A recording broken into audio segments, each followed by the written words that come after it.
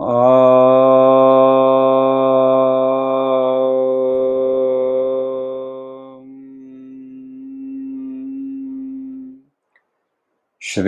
गुरु गणेशाभ्याम नमः। हरिः ओम। गीता स्वाध्याय 135वें सेशन में आपका स्वागत है। अभी हम अध्ययन कर रहे हैं अक्षर ब्रह्म योग 8वां अध्याय, और हमने अभी तक अध्ययन किया था 14वां श्लोक। उसको एक बार हम दोहरा लेते हैं। अनन्य चेता सततम यो मां स्मरति नित्यशः तस्याहं सुलभ पार्थ नित्ययुक्तस्य योगिनः। तो श्री कृष्ण ने पहली बार उन्होंने यहाँ कहा कि ये आसान है, ये सुलभ है, बहुत इजीली हो जाएगा, मगर उनके लिए उन्होंने 3 कंडीशन डाल दिए। 3 कंडीशन क्या है? अनन्य चेतस, सततम और नित्यशः। ये 3 कंडीशन जो है, इसके अलावा मगर ये नहीं होने वाला है, या इसके अलावा ये सुलभ नहीं है, ये हम लोगों को समझना जरूरी है। तो ये हो गई उनके तरफ से बात। तो हमारा सवाल ये रहता है कि तुमने तो कहा कि भैया आसान है, मगर मन को उस स्थिति में लाना कि वो अनन्य चेतस में रहे और सततम रहे, सब समय रहे, नित्यशः रहे, रेगुलरली रहे, ये इस सिचुएशन में लाने के लिए तो भैया तुमने तो कहा था कि इतना तो आसान है नहीं। तुम ही ने कहा था कि शनै शनैरुप उपरमेत् बुद्ध्या धृति गृहीतया। तुमने ही कहा था ना, धीरे धीरे शनै शनैः, हाँ, शनै शनैः उपरमेत्, और शांति मिलती है। उपरमेत् बुद्ध्या धृति गृहीतया, और उसको पाने के लिए डिटर्मिनेशन, वो चाहिए। ये तुमने बोला था ये सब। आत्म संस्तम मन कृत्वा न किंचिदपि चिंतयेत्, और ऊपर से उस समय भी तुमने बोला था कि आत्मन मन को आत्मन में स्थित करके दूसरी किसी चीज की चिंता मत करना। इतना सारा एफर्ट क्यों लगाऊं? देखिए, ये सवाल यदि अभी भी हमारे मन में यदि पैदा हो रहा है, तो पहली चीज हम लोगों को समझनी है कि हम उस स्टेज पे नहीं पहुंचे हैं जहां हमें ये समझ में आती है कि ये साइकिल जो है ये ट्रेडमिल है, और ट्रेडमिल पे जितना भी दौड़ लें, डिस्टेंस ट्रेवल्ड इज 0। ट्रेडमिल पे दिखाता है 12 किलोमीटर दौड़ लिया आपने, रियल टाइम डिस्टेंस कितना है? ट्रेडमिल पे आप 12 किलोमीटर दौड़ लीजिए, 6 किलोमीटर की स्पीड पे दौड़ लीजिए, तो आप एक्चुअली कितना दौड़े, आपने कैलोरीज बर्न की। और लाइफ एग्जैक्टली वही है, हम बहुत कैलोरीज बर्न कर रहे हैं, और वो कैलोरीज बर्न करके मगर है हम वहीं के वहीं, हम 1 इंच आगे नहीं बढ़े। तो ये देखिए, समझने के लिए हम लोगों को विवेक चूड़ामणि के पास वापस जाना पड़ेगा, और ये हम लोगों ने देखा हुआ है, तो इसको मैं थोड़ा सा वापस रिपीट करता हूं। जंतूनां नर जन्म दुर्लभमत् पुंसत्वं ततो विप्रता। जंतूनां नर जन्म दुर्लभमतः। तो जंतुओं में पहले नर जन्म मिलना, फर्स्ट स्टेज मोक्ष के लिए, पहला स्टेज नर जन्म, लकीली हम लोगों को वो मिल चुका है। दूसरा पुंसत्वम। अच्छा, इसका लिटरल ट्रांसलेशन हम लोगों ने पहले भी देखा था कि इसका मतलब होता है मेल बॉडी। मेल बॉडी नहीं है इसका ट्रांसलेशन। अद्वैत यदि फिजिकल डिस्टिंक्शंस करने लगेगा तो फिर अद्वैत अद्वैत नहीं रह सकता, क्योंकि अद्वैत तो शरीर को जड़ मानता है। तो पुंसत्वम का मतलब होता है जो हमारे हर एक के अंदर में देर आर सर्टेन कैरेक्टरिस्टिक्स, जिसको हम मेल कैरेक्टरिस्टिक्स कहते हैं, उस जो संज्ञा को पुल्लिंग से बुलाया जाता है। कुछ है हमारे अंदर में जिसे स्त्रीलिंग से बुलाया जाता है। जैसे एक मनुष्य के अंदर में जब दया होता है, दया होता नहीं है, दया होती है। क्यों दया? को स्त्रीलिंग माना गया है।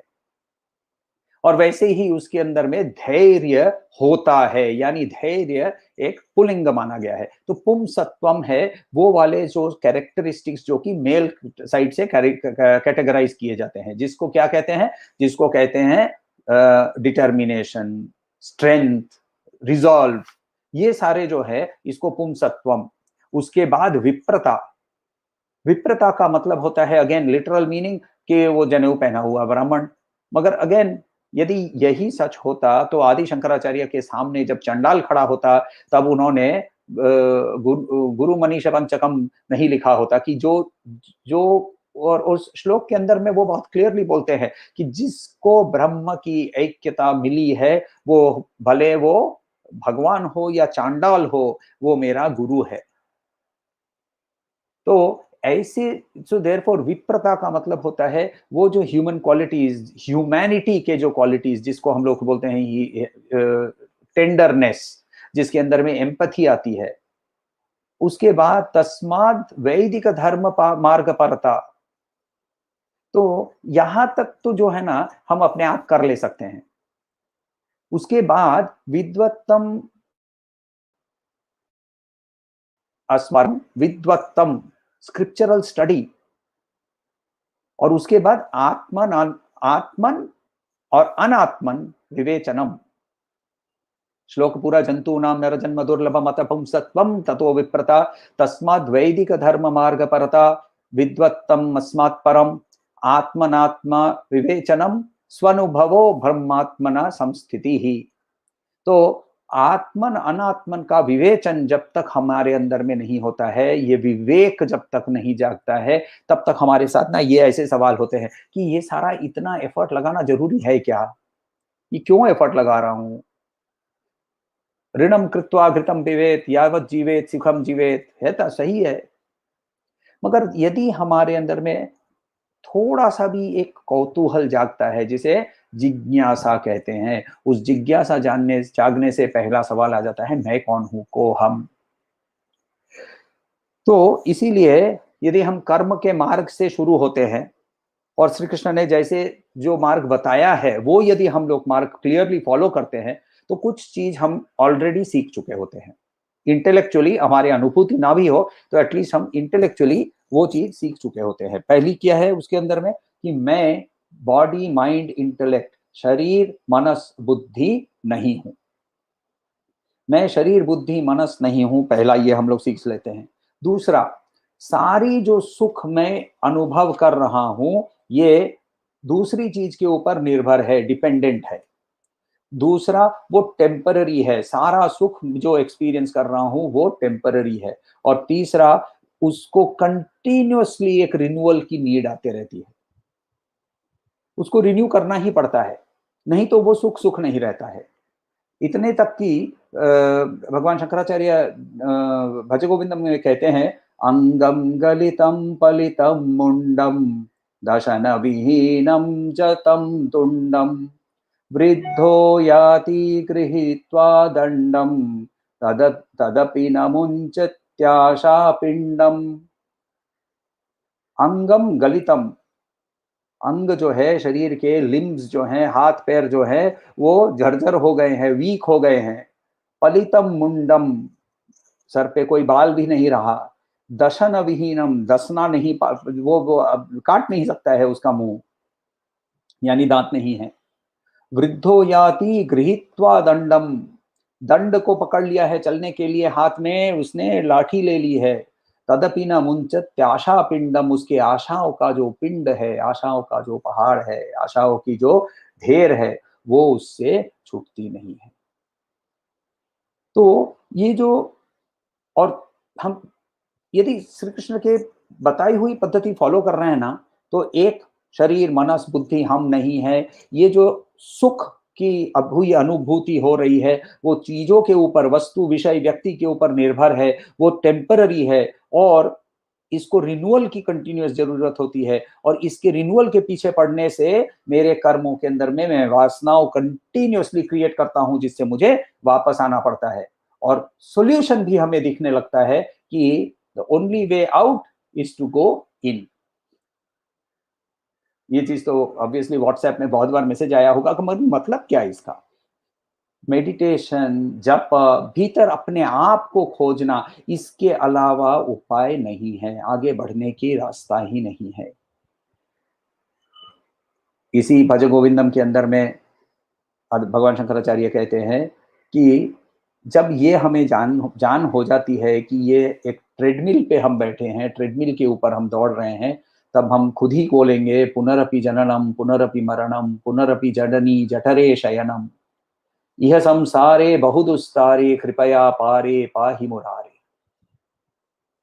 वही साइकिल है, पुनरपि जननम पुनरपि मरणम, जननम का मतलब जन्म लेना, मरणम का मतलब शरीर का मृत्यु, पुनरपि जननी जठरे, जठर का मतलब होता है गर्भ, तो जननी के गर्भ के अंदर में वापस जाके रहना है। ये संसार बहुत ट्रबलसम है, ये ट्रेडमिल पे क्यों चढ़ा के रखे हो हे मुरारी, इससे मुझे बचाओ। तो इसीलिए श्री कृष्णा इस अगले श्लोक के अंदर में ये गोल जो है, हमारे जो लक्ष्य है, उसको बहुत क्लियरली समझाते हैं। श्लोक नंबर 15 ले लीजिए। श्लोक 15।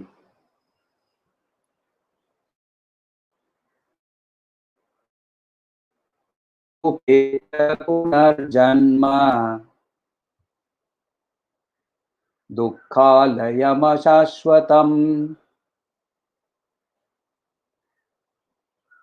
नाप्नुवन्ति महात्मानः संसिद्धिं परमां गतिं, परमां गताः, सॉरी एक साथ, मामुपेत्य पुनर्जन्म दुःखालयमशाश्वतम् नाप्नुवन्ति महात्मनः संसिद्धिं परमां गताः। वहां एक संधि वाला शब्द है, उसको थोड़ा सा केयरफुली चैंट करते समय दुःखालयम शाश्वतम मत कर दीजिएगा, क्योंकि वो मीनिंग चेंज हो जाएगा। दुःखालयम अशाश्वतम है, वो दो वर्ड्स हैं एक्चुअली, दुःखालयम अशाश्वतम एक साथ हैं वो वहां, दुःखालयम अशाश्वतम। जनरली किसी सनातन धर्मी को आप पूछें कि अगले जन्म में विश्वास करते हो, बोले हाँ विश्वास करता हूं। विश्वास और अंधविश्वास की जो फाइन लाइन है, जिसको बिलीफ और फेथ में डिस्टिंग्विश करता हूं मैं। बिलीफ का मतलब होता है जिसे मैं एक्सेप्ट करता हूं, जिसका कोई मेरे पास प्रूफ नहीं है, मगर मैं एक्सेप्ट करता हूं, मगर मैंने उसको कभी क्वेश्चन नहीं किया है। फेथ वो है जहां मैंने उस बिलीफ को क्वेश्चन करके प्रूव किया है मेरे अपने आप के लिए, from various whatever be the source of proof, proof by elimination, proof by experience, proof by scripture, मगर मैंने प्रूफ किया है अपने आप के लिए। तो 99% सनातन धर्मी को पूछ लीजिए तो वो कहेगा हाँ मैं पुनर्जन्म में विश्वास करता हूं।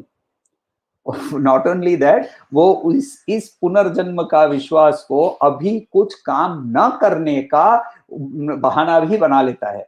बोलता है ये अगले जन्म में कर लूंगा, इस जन्म में नहीं हो रहा है तो कोई प्रॉब्लम नहीं, अगले जन्म में कर लूंगा। अगले जन्म में करोगे कैसे? यदि इस जन्म में किया होगा तो ही, क्योंकि श्री कृष्ण ने क्या कहा था कि हमारा रास्ता कहां से शुरू होगा अगले जन्म में, जहां हम रुके हैं। और यदि हम आगे ही नहीं बढ़े हैं तो फिर हमारी रास्ता तो यहीं से शुरू होने वाला है, और फिर वहां जाकर क्या बोलेंगे? अगले जन्म। तो इसीलिए श्री कृष्ण बहुत स्ट्रॉन्ग व्यू लेते हैं, बहुत स्ट्रॉन्ग व्यू लेकर बोलते हैं कि इसी जन्म में इस सच्चाई को रियलाइज करना संभव है, और इसको यदि हम रियलाइज करते हैं तो हमें मोक्ष इसी जन्म में, जीवन मुक्ति। अद्वैत वेदांत बहुत क्लियरली इस पॉइंट को क्लैरिफाई करता है कि जीवन मुक्ति संभव है, क्रम मुक्ति, मृत्यु के बाद की मुक्ति तो पॉसिबल है ही। सारे फिलोसॉफीज इसके लिए एक्सेप्ट करते हैं, मगर अद्वैत वेदांत जीवन मुक्ति की बात करता है, जिसका मतलब है कि इस जीवन में जीते जी रहते हुए जीवन मुक्ति यानी कंटिन्यूअसली परमानेंटली ब्रह्मनिष्ठ हो जाना, और उसके बाद भी जीना, ये संभव है। मोक्ष क्या है? मोक्ष के लिए नॉर्मल वर्ड उपनिषद यूज करता है अमृत तत्व। जयताद विदुरस्ते भवन्ति बोलते हैं, जयताद विदुर अमृतास्ते भवन्ति। जो इसे जानता है वो अमृतत्व को पाता है। मृत्योर्मुक्षीयमामृतात्, महामृत्युंजय मंत्र के अंदर में, मृत्योर्मुक्षीयमामृतात्, अमृत मुझे दे देना, मुझे मेरा अमरत्व मत छीन लेना।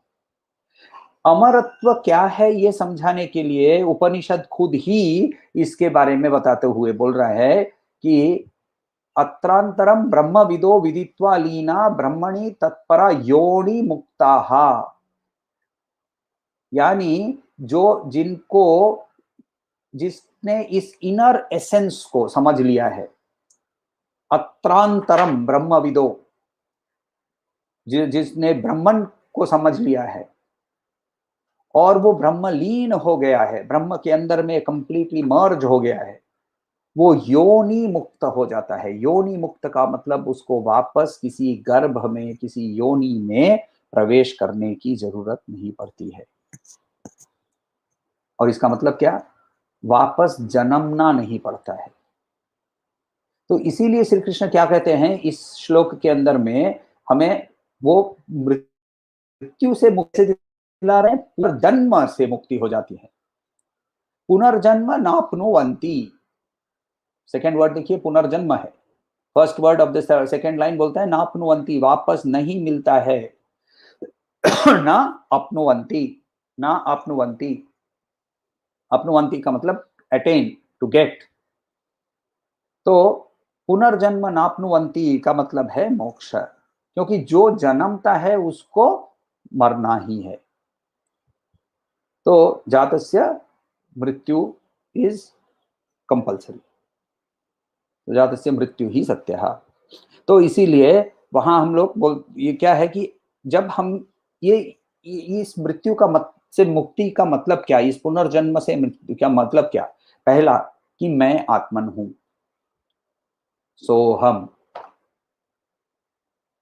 इस शरीर के अंदर में जो आत्मा है वो ही ब्रह्मन ही है, सिर्फ आत्मा नहीं, यह आत्मन ही ब्रह्मन है। अयम आत्मा ब्रह्मा, ये ब्रह्मन जो है ये पूरे जगत में ही व्याप्त है। सर्वम ब्रह्ममयम जगत। उसके बाद नेक्स्ट वाले लेवल पे बोलते हैं कि सब कुछ ही ब्रह्मन है, सर्वम खलविदम ब्रह्म। ये स्टेज पे जब इस आइडेंटिफिकेशन पे जब पहुंच जाता है व्यक्ति, तो उसको और वापस आने की जरूरत नहीं होती है। वो परमम गति ही, गताहा यूज किया है प्लुरल में, क्योंकि लोगों के बारे में, ऐसे लोग जो वहां नहीं पहुंचते हैं। वहां देखिए उन्होंने वर्ड यूज किया है महात्मनाः। महात्मन, महात्मनाः का मतलब होता है ग्रेट सोल्स, प्लूरल में यूज किया है, इसीलिए परमम परमम परमाम गताः। तो यहां बहुत क्लियरली इस जगह को श्री कृष्ण क्या बोलते हैं कि कहां पुनर्जन्म नहीं होना है। पुनर्जन्म कहां नहीं होगा? दुखालयम अशाश्वतम, इस दुखालय में और इस अशाश्वत जगह में वापस नहीं आना है। दुखालय का मतलब क्या, क्यों दुखालय वर्ड यूज करते हैं? पहली चीज हमें समझना है इसके अंदर में कि दुख वर्ड जो है इसका उल्टा है सुख। दुख, सुख इज नॉट आनंद। आनंद जो है संस्कृत के अंदर में यदि हम शब्द लें आनंद, इसका विपरीत शब्द है नहीं। आनंद का ऑपोजिट कोई वर्ड ही नहीं है। सुख का ऑपोजिट वर्ड है दुख। तो हम हर समय जो पेयर ऑफ ऑपोजिट्स के अंदर में द्वंद्व की बात करते रहते हैं ना, सुख दुख, दिन रात, प्लेजर पेन, ये जो है ये इसके अंदर में सुख दुख का ऑपोजिट है सुख। ऑब्वियसली सुख का ऑपोजिट फिर दुख हो जाता है, दुख का ऑपोजिट सुख हो जाता है। और सुख और दुख जो है ये ऑल्टरनेटिंग है, कंटिन्यूअसली ऑल्टरनेटिंग करते रहते हैं। और हर एक सुख जो है इससे दुख पैदा होता है। इसके बारे में श्री कृष्ण ने हम लोगों को चैप्टर 5 में कहा था, ये ही स्पर्शजा भोगा दुख यो नय एवते। जो भी कांटेक्ट से जन्मा हुआ भोग है, जिसके अंदर में सुख मिल रहा है, वो कांटेक्ट ही दुख का योनि बनता है। आद्यंतवंत कौन्तेय नतेषु रमते बुधः। तो जो ये जानते हैं वो इसके साथ इन्वॉल्व नहीं होते हैं, क्योंकि ये जो शुरू होता है उसका अंत होना अनिवार्य है।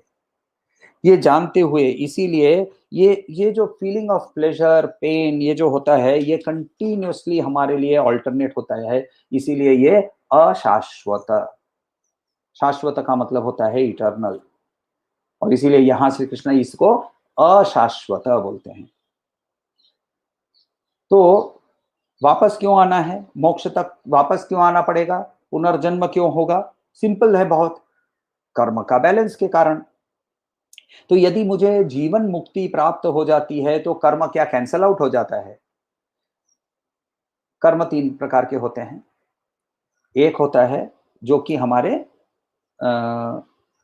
प्रारब्ध है, यानी जो एक्शंस जो कि अभी चल रहे हैं। यदि ये मैं आपको इंटरनेट के माध्यम से आपसे बात कर रहा हूं और आप इसे सुन रहे हैं, ये दोनों ही प्रारब्ध है। प्रारब्ध का मतलब past actions leading to present situation. आगामी कुछ होने वाले हैं, आगामी कर्म जो है उसको हम अभी क्रिएट कर रहे हैं, और कुछ कर्म है जिसका फल अभी भी रिजल्ट आया नहीं है, तो उनको हम संचित कहते हैं। अब संचित कर्म प्रारब्ध तो हो गया, अभी हो रहा है, नेक्स्ट मोमेंट वो खत्म हो गया, इतिहास बन गया। व्यक्ति को यदि मोक्ष प्राप्त हो जाती है, जीवन मुक्ति प्राप्त हो जाती है, तो वो आगे चल के कोई काम नहीं करने वाला है, कोई कर्म नहीं करने वाला है, ये समझ में आ जाता है। पिछले जो कर्म उसने किए हैं, संचित हैं, जो कि प्रारब्ध हो जाएंगे, उनका क्या होगा? कर्म की प्रतिक्रिया होगी, कर्म की प्रतिक्रिया जरूर होगी, मगर उससे जो प्रतिक्रिया जिस पर हो रही है उसको कोई उससे उसे कोई सफरिंग नहीं होगी, क्योंकि वो अब उस चीज के साथ आइडेंटिफाई नहीं करता है। यानी साधना के पथ पे चलने के पहले पहले 40 साल तक उस व्यक्ति ने कभी भी एक पैर कदम भी उसने एक्सरसाइज नहीं की, ढेर ढेर से खाया, ओबेसिटी हो गई, और उसके बाद अचानक से उसने साधना के पथ पे बहुत तीव्र गति से आगे बढ़ने लगे और उसको मोक्ष भी प्राप्त हो गया, जीवन मुक्ति भी प्राप्त हो गई। मगर किया हुआ पाप जो है शरीर का, वो तो डायबिटीज के रूप में प्रकट होगा ही ना। डायबिटीज जरूर हो सकता है ऐसे व्यक्ति को, मगर डायबिटीज के कारण उसे मन के अंदर में, बुद्धि के अंदर में भुगतना नहीं पड़ता है। There is pain but no suffering, क्योंकि अब उसे आइडेंटिफिकेशन नहीं है। और आगामी कर्म क्यों नहीं होता है? क्योंकि आगामी कर्म कर्म करने के लिए कर्तृत्व होना जरूरी है। कर्तृत्व ही नहीं है तो कर्तृत्व नहीं होगा तो आगामी कर्म नहीं होगा। क्योंकि उस स्टेट में ये व्यक्ति जिसको जीवन मुक्ति प्राप्त हुई है वो कविम है, ओमनीसिएंट, वो अनुशासितरम है, ओमनीपोटेंट, वो सब कुछ को सपोर्ट करता है, इसीलिए ओमनी प्रेजेंट है, धातारम है। ऐसे व्यक्ति के अंदर में कोई कर्तृत्व नहीं होता है, वो सब कुछ उसने उसने अहंकार को ही त्याग कर दिया है। राम प्रसाद का और एक गाना काली के ऊपर, उसमें वो बोलते हैं, शकली तुम्हारी इच्छा तुम्हार कर्मो तुम्ही करो माँ, लोके बोले कोरियामी, करती तुम हो हे माँ। लोग बोलते हैं कि मैं कर रहा हूं, मैंने सीए की एग्जाम पास की, मैंने XYZ जगह में नौकरी की, मैंने पैसे कमाए और मैंने खून किया, जो भी सब कुछ ही तुम करती हो। इस लेवल पे जहां सब कुछ, हर कर्म को, हर हर एक्शन को कंप्लीटली सरेंडर कर दिया हो, वो फिजिकली पॉसिबल नहीं है, वो मेंटली पॉसिबल नहीं है, वो इंटेलेक्चुअली पॉसिबल नहीं है, वो एक्सपीरियंशियली ही पॉसिबल है। और वो एक्सपीरियंस के लिए उस महात्मा उस स्टेज पे पहुंचता है, उसके अंदर में कोई ईगो, कोई अहंकार नहीं रहता, और इसीलिए उसको महान आत्मा, महात्मा कहते हैं।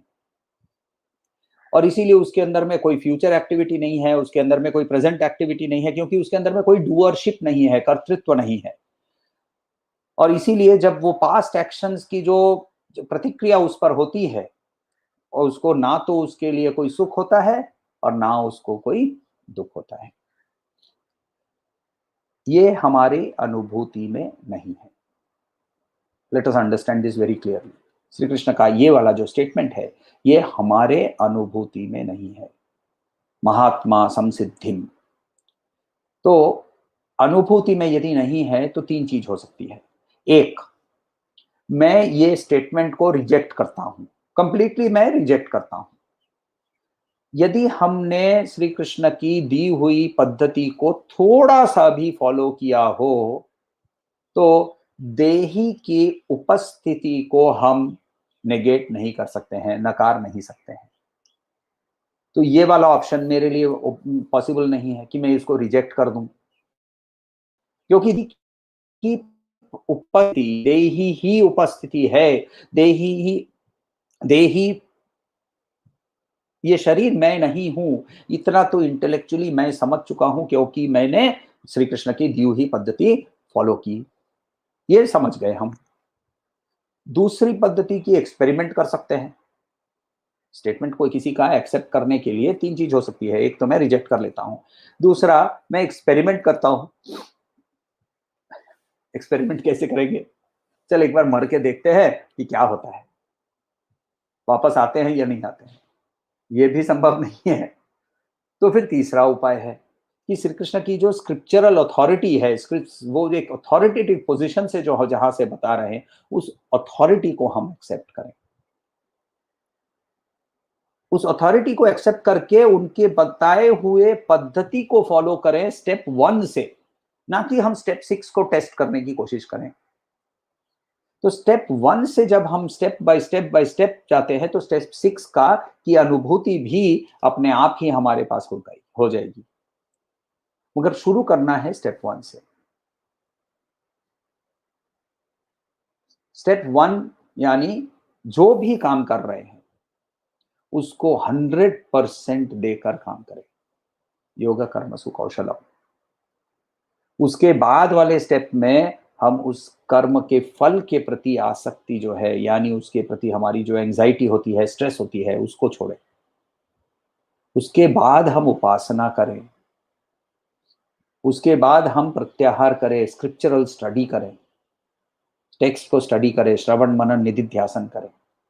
तब हम अपने आप को तैयार करते हैं, क्योंकि कल वाला जो सवाल था वही है कि इक्विपमेंट को तैयार बिना किए हम अचानक से ये स्टेटमेंट की ये कैसे सच हो सकता है, किसने देखा है? अरे पहले पहला वाला स्टेप करके तो देखो। और इसीलिए मैंने कहा कि तीन पॉसिबिलिटीज है, मुझे तो फोर्थ पॉसिबिलिटी नहीं दिखती है इसके अंदर में, कि इसे हम या तो रिजेक्ट करें, एक्सपेरिमेंट करें, या उनकी अथॉरिटी को एक्सेप्ट करें। तो अथॉरिटी को एक्सेप्ट करने से स्टेप 1 से शुरू करना है। कोई सवाल हो तो पूछिएगा।